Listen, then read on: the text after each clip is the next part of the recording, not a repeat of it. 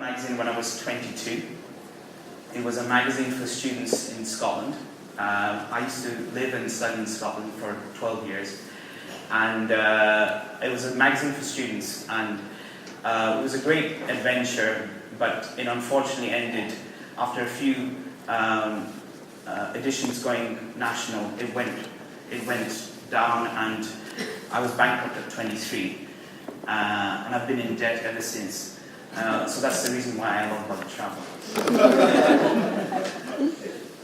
2030, fast forward, still paying off my debts almost. I can look at my bank balance online and not get terrified. I've done a couple of exciting projects. The Luxury Hostels of Europe is a project that you may have come across. How many people here, hands up, let's see how well I've been doing. How many people have heard about the Luxury Hostels of Europe project? I saw your shirt. You saw my shirt, see? That was the idea. And I've also been doing a great project with the German National Tourism Office. I've been doing a series of 48-hour guides, which you can download from my blog, and you can download the ebook from Luxury Hostels. I also very proud to work with an awesome bunch of bloggers who go under the name of I Ambassador. There's Melvin over there. And we've done some very cool projects. Blogmanay, which is a blogging event during Edinburgh's Hogmanay, and we were 22 bloggers, so that was a lot of fun, and that was a chance for me to put my creative ideas into action and pull this campaign together, and Blogville. And 2014 is a very exciting year. I'm going to be doing a guide to luxury hostels of the world, and I'm also going to be doing a guide to cool budget hotels. So, to start off with, I don't know if any of you, there's some people here who've been knowing me for the last 4 years. There's Sarah Lee hiding in the back. When I started blogging, I had a blog called Europe Budget Guide. And that was during the craze when people would choose blog names looking at SEO-friendly words. So Europe Budget Guide, I thought, it does what it says on the tin. And I ran that for 2 years. And it was great. It allowed me to travel, which is what all of us in this room are here for, because we all love traveling. And the blog was fantastic. I went on 17 press trips in my first year. So I was crazy, like any press trip offer that came my way. One day I was going to Spain, the next day I was going to Jordan, the next time I was going to the States. And I just wanted to travel. I wasn't really thinking of my blog as a business or about making a living from my blog. I just wanted to travel, and that was what I was happy with. But fast forward 18 months down the road, I'm calling this the 18th month itch. I started realizing that my blog was good. It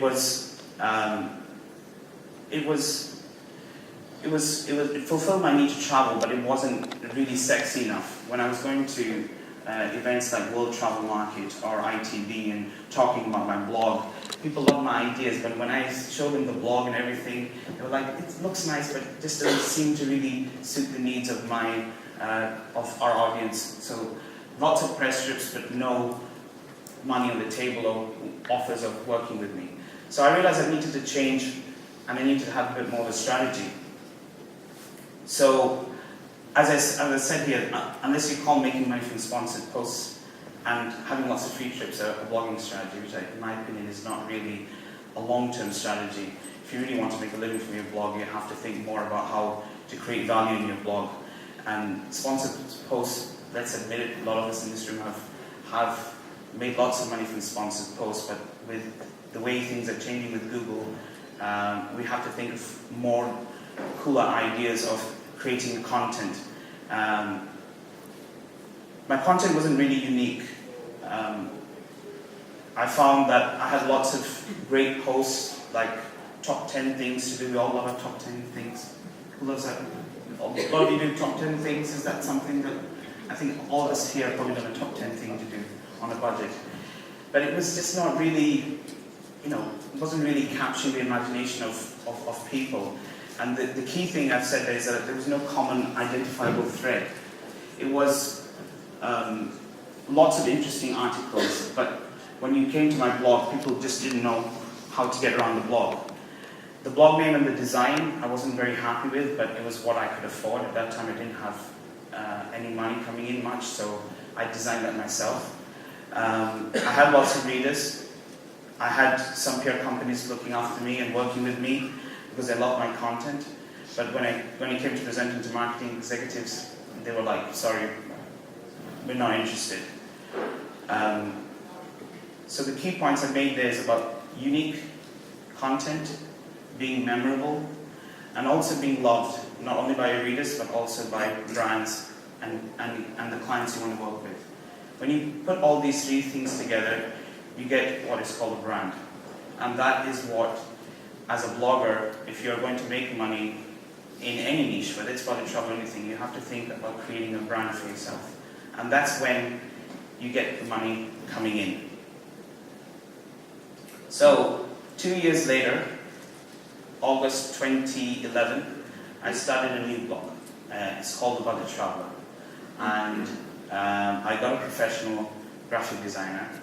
I decided to spend some money on this. It was expensive for me, but one thing I realized very quickly going to events like World Travel Market and speaking to PR companies is that if you're going to present yourself as a brand, you need to look professional and as a brand, and good design is very important. So even when it comes to your media kit, it's very important to have it all professionally designed, so that immediately you open up your media kit on your iPad and people look at it at one glance and they're like, wow, this is great. So design is very important. That's something I know a lot of bloggers don't have the budgets or the money, or they try and do it themselves. And one of my best pieces of advice for today would be, don't try and do everything yourself, because we can't be best at everything. So try and always delegate. If you can't do it, find someone else who can do it for you and focus on what you do best.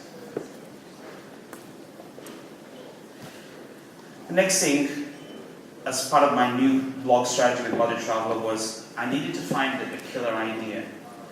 I was looking at lots of amazing blogs around me, and I was thinking, how am I going to stand out amongst this crowded niche? Because there's so many, look at this room, there's so many bloggers who blog about budget travel.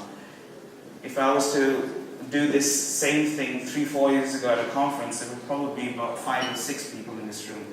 This shows you how much the industry has grown in the last 3 to 4 years. So the important thing for me was to see if I can come up with some concepts or ideas so that I could become the go-to person for something.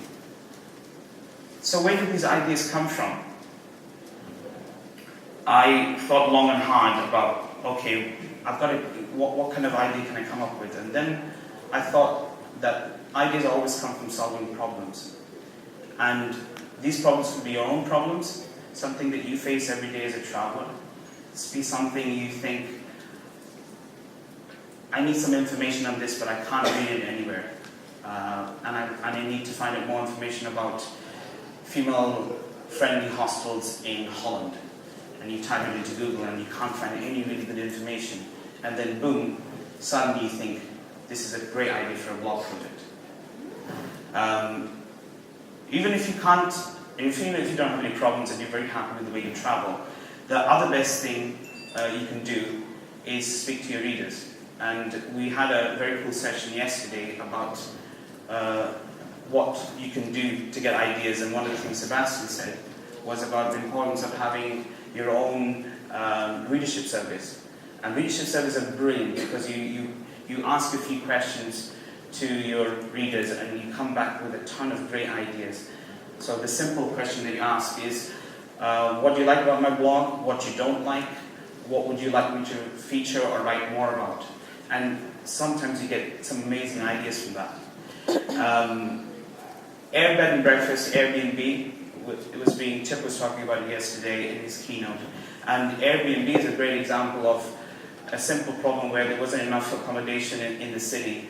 And a couple of guys came up with the idea of blowing up a few airbeds and advertising on the internet, and hey presto, there are tons of people coming and staying in their house, and look where Airbnb is today. And this is something I was talking with Debbie about, is that I think bloggers are in a great place at the moment. We're in a very, very We've got so many brands wanting to speak to us. And the great thing we do as bloggers is we're very in touch with all the trends in the market, because we're constantly reading, interacting with travelers on a daily basis through social media and Facebook. So we're in a great position to get ideas that are happening right now and start writing content about them. So we have a massive advantage over traditional publishers like Lonely Planet, for example, because we can look at the trends and immediately start creating content. And in a month or two, you could have a book coming out, an ebook coming out. So my idea, what were my problems? So, my confession time, I'm 34. I party like I'm 24, I know that. But I love hostels. I've hosteled a lot in my 20s. And I had a moment of epiphany, a moment of truth on the 19th of April last year. I was in Paris. Anybody stayed at the St. Christopher's in Paris? So they have a very cool bar called Belucci's there, and it was the Madrid-Barcelona derby, and I was watching the match. There was a ton of Brazilians in watching and drinking way too many caipirinhas. And I had the misfortune of sleeping with these Brazilians in a 14-bed dorm. And boy, did they snore. Oh, Jesus. I was snoring the whole night like hyenas. It was just like this echo all around me. But the more worrying thing that kept me up all night was like, I'm the budget traveler. I can't hack it in dorms anymore. Is this the end of my blogging career? I have to do something. I have to find a way, because I still love the social aspect of living in hostels. So I started thinking, what can I do? And that's where the idea came from. Now, the second embarrassing revelation is that I suffer from a disease that you may also have, and it's called paresthesia. It's basically the irrational fear of shitting in public toilets. I don't know what it's like for you guys, but when I'm sitting in the toilet and I can hear people walking all around me, I'm way out of my comfort zone. And then I realized, like, it's easy, because sometimes when you're bored and you think, do I have a problem? Let's ask Google. And I was like, fear of shitting in public toilets.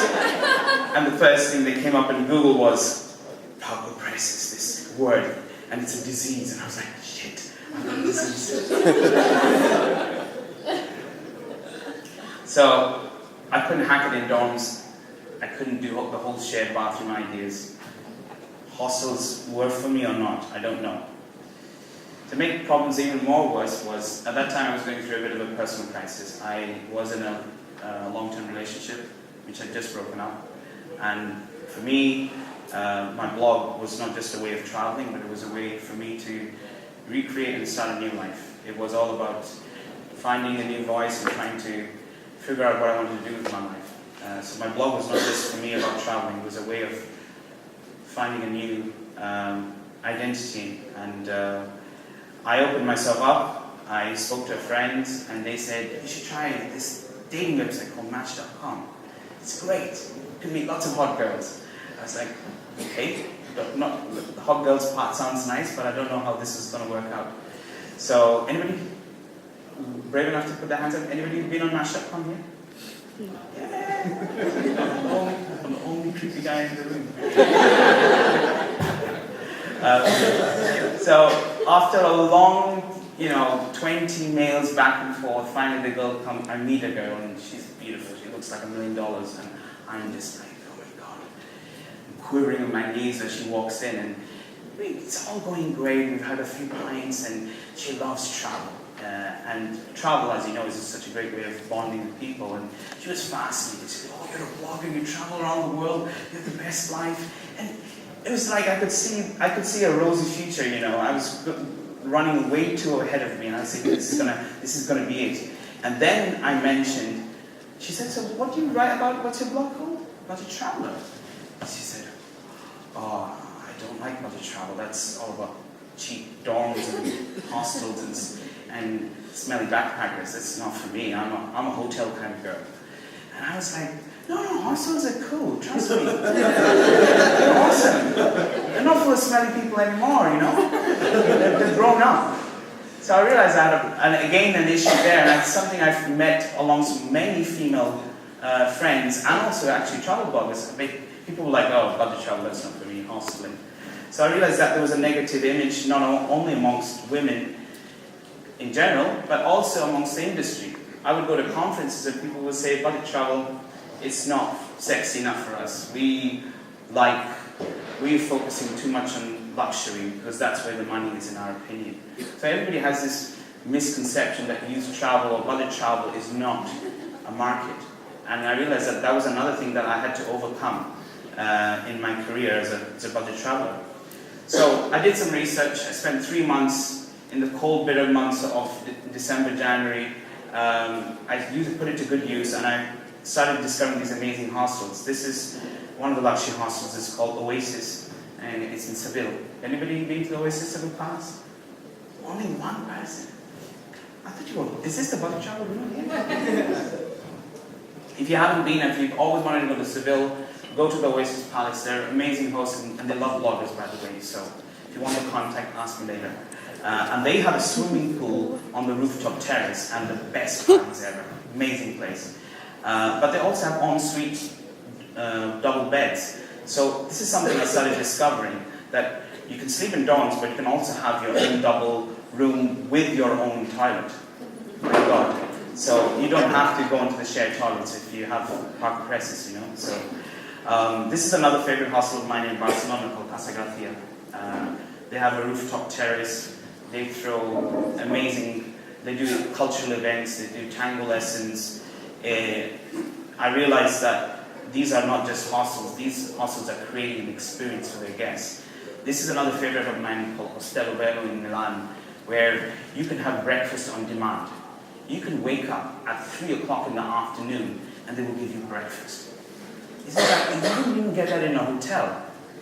So I started realizing that these places are offering a very, very cool experience, and they're a new kind of hostel. So I came up with this term called luxury hostels, because I felt that the luxury detail in the hostels was the experience.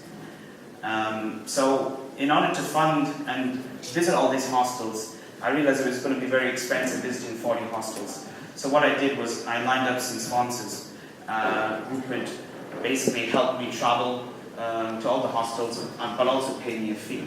So very fortunately, we have one of my sponsors in the room, Graham and Roger, if you're going to wave your hand over there. So Bus About, they are a hop-on, hop-off bus network. So I traveled with Bus About to a few of the hostels. I did Interrail also, which was amazing. I've never done Interrailing, and it was the best thing I've ever done. EasyJet were fantastic. They were very kind in offering me flights to a lot of the hostels. And Travelzoo do amazing deals in these cities. So they do these local deals where you can eat a 4-course meal for about £25 for 2 people, including a glass of wine, which I think is brilliant. I also got the hostels to pay me, which was quite a controversial thing, because a lot of the hostels were like not expecting this from me, because they were traditionally used to bloggers asking for free stays.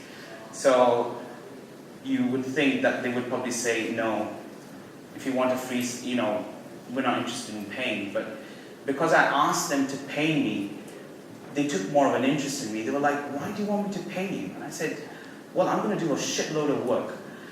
I'm going to visit all of your hostels. I'm going to do a real-time exposure using all my social media channels. So I'm going to give you real-time coverage.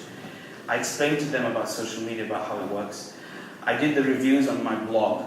But later what I did was I wrapped it all up into an ebook, which you could download for free. So I'll go a little bit more into the ebook later.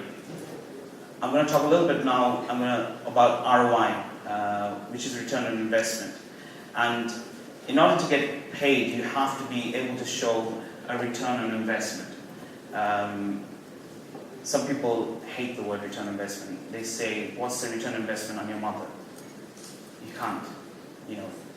a mother's a mother. You can't possibly measure the value of that. And with blogging also, I still think we're light years away of being able to measure the ROI of social media. But there's still some ways you can show to your hostels or your clients how you are creating exposure for them.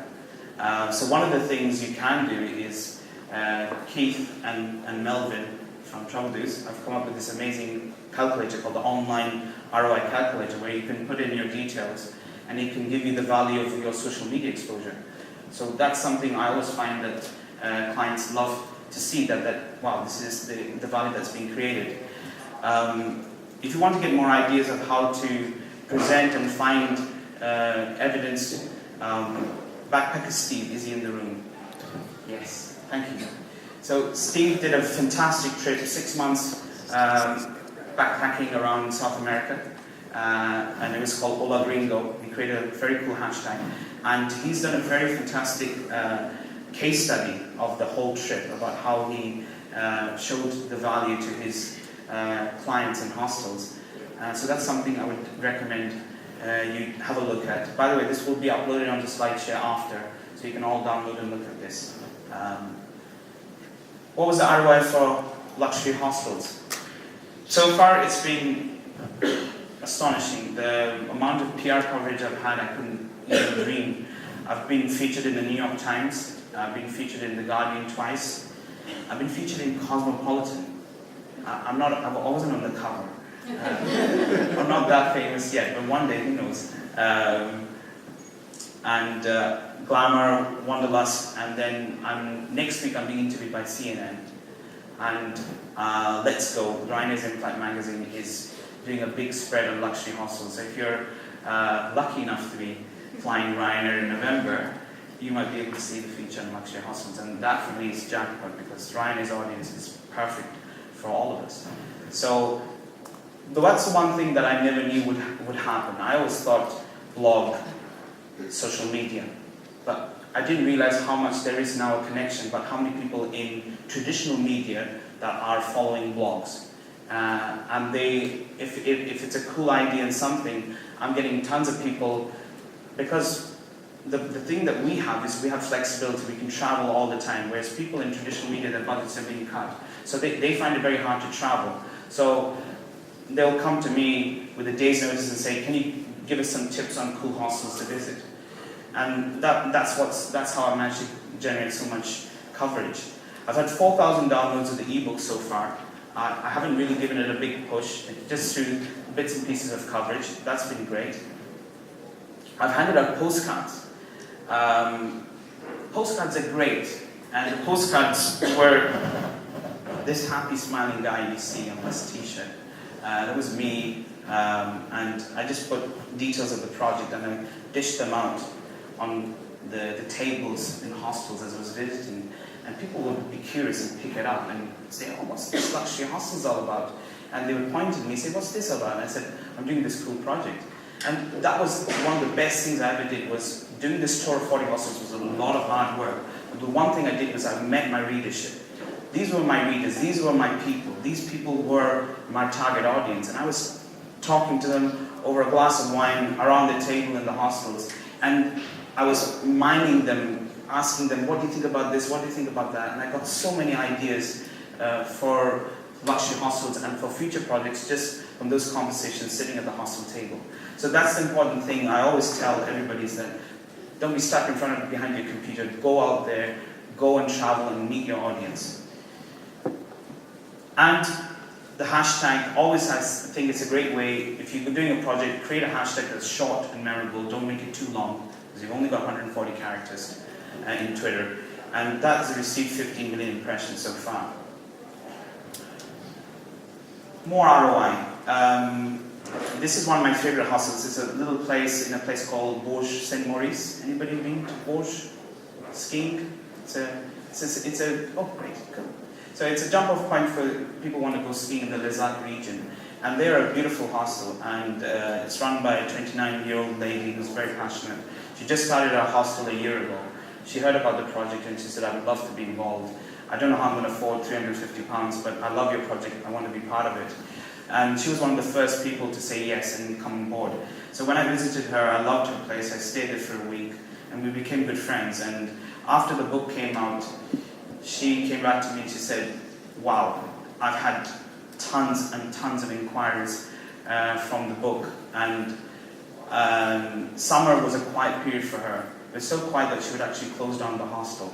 But because of the coverage she's been getting from the book, she's opened up the hostel in the summer, and now she's getting tons of bookings. So you think, me, humble blogger, what can I do to change and help hostels or change and budget travel? But do not underestimate the power of good ideas. If you have a great idea, the opportunities are limitless in this world of amazing internet and social media and word of mouth. The word just goes viral and crazy like that. So if you have a good idea, the potential is limitless. Safe Stay Hostel, a very cool hostel in London, were another one of the luxury hostels, and they got a ton of coverage on the back of being featured in the Luxury Hostels book. And they just got 4-star status by Visit England. And they did a big thank you speech about, and they said that being featured in the Luxury Hostels was a big reason for them getting that 4-star status. So that was again another fantastic piece of feedback. Personal ROI, clients, everything, but what about you? At the end of the day, what we're trying to do is get ourselves recognized and become seen as a brand. And for me, that was the biggest reason why I did Luxury Hostels, was to make Budget Traveller a trusted and recognized blog and brand. Guardian UK featured me twice, and last week they did a feature about hostels, and they did a great piece on me, and they said, as one of the few travel bloggers who's managed to make the site pay, he's the one to watch. And that's great. He's the one to watch. That's going to be in my media pack, right there in the front. Guardian, he's the one to watch. So, it helps getting these pieces of coverage from the mainstream media. I'm launching my own booking website. That's the next step, I thought. I'm getting all this amazing coverage for these hostels. Why not create a booking site for it? So that's what I'm working on at the moment. So my message to you today is, you can have your cake and you can eat it too. Not like this unlucky couple though. So what is the perfect blog project? The perfect blog project is one where you fuse your passion. A lot of people come to me and say, I love traveling, I love what I do, but clients don't want to pay me for my travels, and I find it very hard. And the key thing I always say is that you're traveling, it's great, but if you want to get paid, you have to not only meet their needs, you have to listen to the client. I was just talking about this now with one of my friends. I was saying that sometimes you've got to think from the perspective of the client. And this is where events, which I'm going to talk about later, like ITB and WTM are great. Listen to the brands and ask them what they're planning in 2014. And then take that piece of information away. Think what your passion areas are. So get a big huge piece of paper, start putting these circles in with client needs, your passion. And the third most important thing is the needs of your audience, your readership. It has to meet the needs of your readership. It can't be just a personal backpacking journey across Southeast Asia. It has to be something that your readers want. And it's great to do and write about the places that you feel passionate about and you want to go and visit. And I did that too when I started blogging. But I realized that if I'm going to make this as a career, I have to think about my readers. So sometimes I've got to go to places where are not top of my bucket list. I don't have a bucket list, but Germany, for example, was not top of my bucket list. But the German National Tourism Board wanted to work with me, and they sent me on a trip for two months across Germany. And that was an amazing opportunity, solo, paid, going across Germany for 2 months. And you know what? I had a great time. I didn't expect much from Germany, but I was overwhelmed by how cool the people are, laid back, and the amazing diversity in the country. So don't rule out places just because you think they're not cool. Have an open mind when you're thinking about blog projects.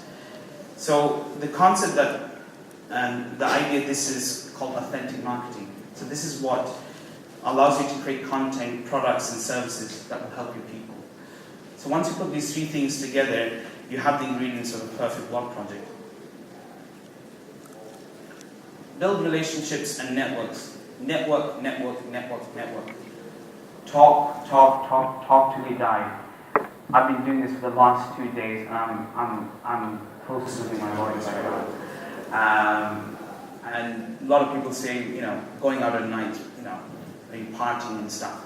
But I always tell bloggers and I tell people is that the best shit happens at night when people loosen up a bit, having a few drinks, having a few pints. You talk more like a human rather than sitting over a table and trying to network in 5 minutes. The real business happens at night when people are relaxed and you're more sharing your passions of who you are. So always network, never, you know, that's when, for me, is one of the key things I think is very important as a skill. And you have so many events now. When I started blogging 4 years ago, there was no events. There was one event that started in Manchester. It was the first blogging conference in the UK, and there was 50 bloggers there. Some of them, I'm glad to see, are still in this room. So it's good to see that still people are still growing and doing their own thing and being successful. But now you have so many events. You have World Travel Market in London in November, a great event, 4 or 5 days where there's tons of blogger-focused events. You have ITB in Berlin in March, which is another great event. TBEX is also now being held twice a year. So there's tons of opportunities to network. I love this quote from Brooke. Anybody here knows Brooke? Brooke Schoeneman? Yeah, cool. Unfortunately not here, but she did a great interview in Copyblogger about how she monetizes her blog. And one of the key things she said there was the importance of getting over the fear of selling yourself. Self-promotion is essential for making yourself stand out in a crowded niche such as travel, yet for many people it's not easy to do. It's not easy. When you have so many people in one room and you're trying to talk to them 5 minutes, it's tough. It's really, really hard. And that's why it's important that you do push yourself out of your comfort zone and get yourself to conferences like this and meet people. And so what if your pitch sucked the first time? The second time, okay, maybe you could have said a few things in those 5 minutes that you forgot. And you think, shit, I forgot to tell them about my other idea. But the more you practice, the better you become. And this is what also these events are great for, is you practice, you learn, you listen, and then sooner or later you will fail, but one day you will succeed and you will become better at it. So don't give up on yourself. I know a lot of friends and bloggers who are very hard on themselves when they think, I'm not very good at selling myself. All I tell them is just be passionate, be yourself when you speak to companies and brands, because that's what the brands love about us the most, is our passion. So, I was going to show you one more video. Sprechende Zimmergenossen, fiese Duschen und schlechtes Frühstück. My Proudest ROI aber ungemütlich. Lightbulb hat jetzt das erste Luxushostel aufgemacht. Komfortabel und mit Partykeller.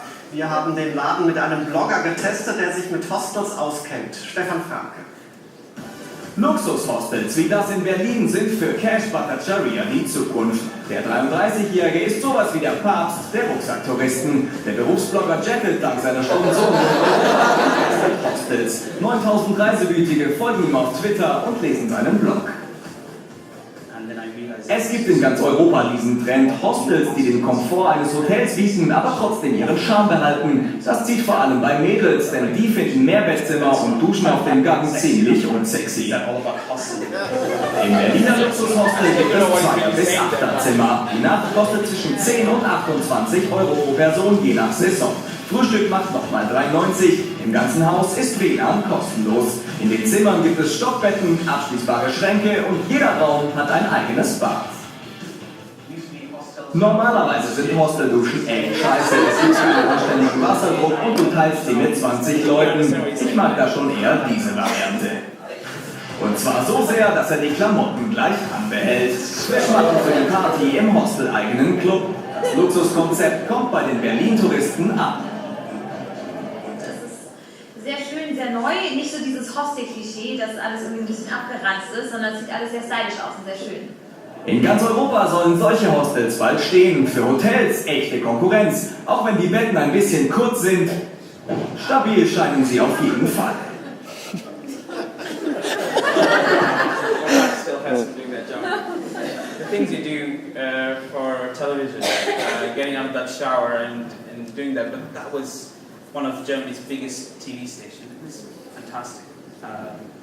And sometimes you got to do crazy things to be memorable. So don't be afraid to try new things. That's the biggest takeaways I've had from being a blogger is that you've always got to try and experiment and do crazy shit like getting under the shower. And if you didn't get the translation, that was basically me telling them the showers were so awesome that you could shower with your clothes on, basically. And they loved it. Wonderful. But thanks for listening. I hopefully have time for questions.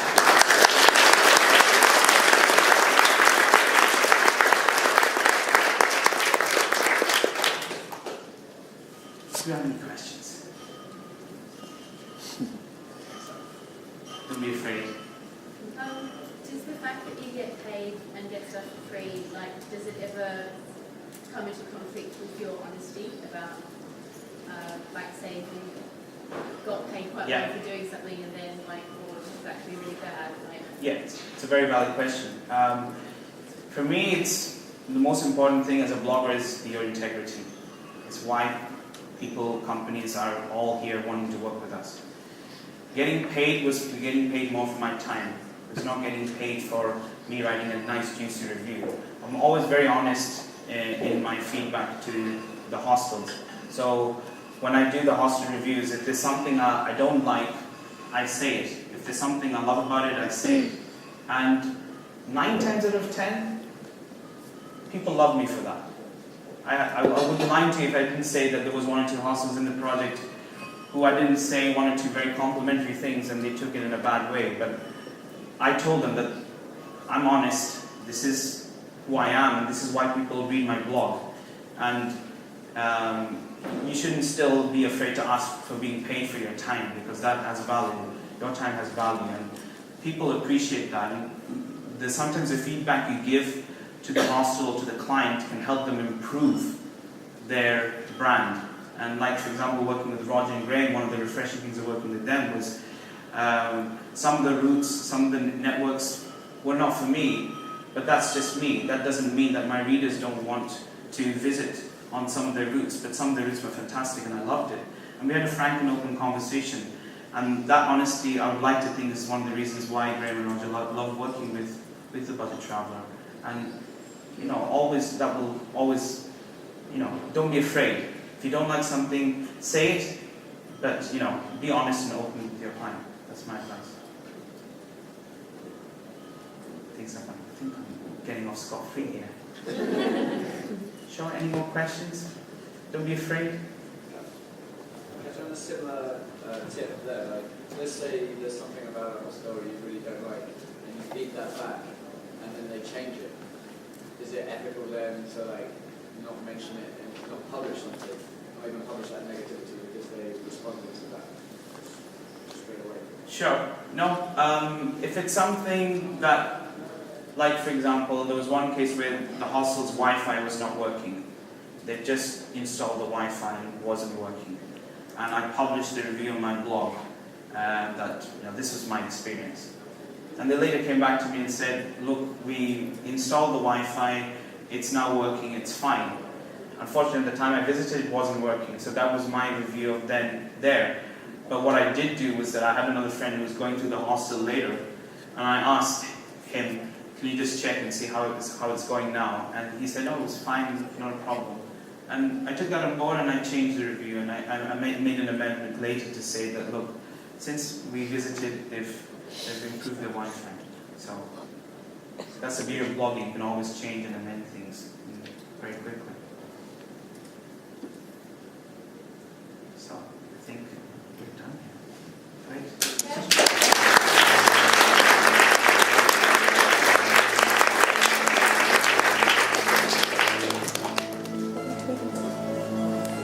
Just kind of feel like it's a problem, so it's got nothing to that.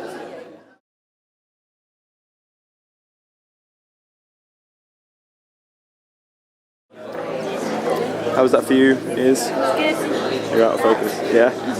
He's in the background. Yeah, it's great. Yeah? Yeah. Here's your flip-flops.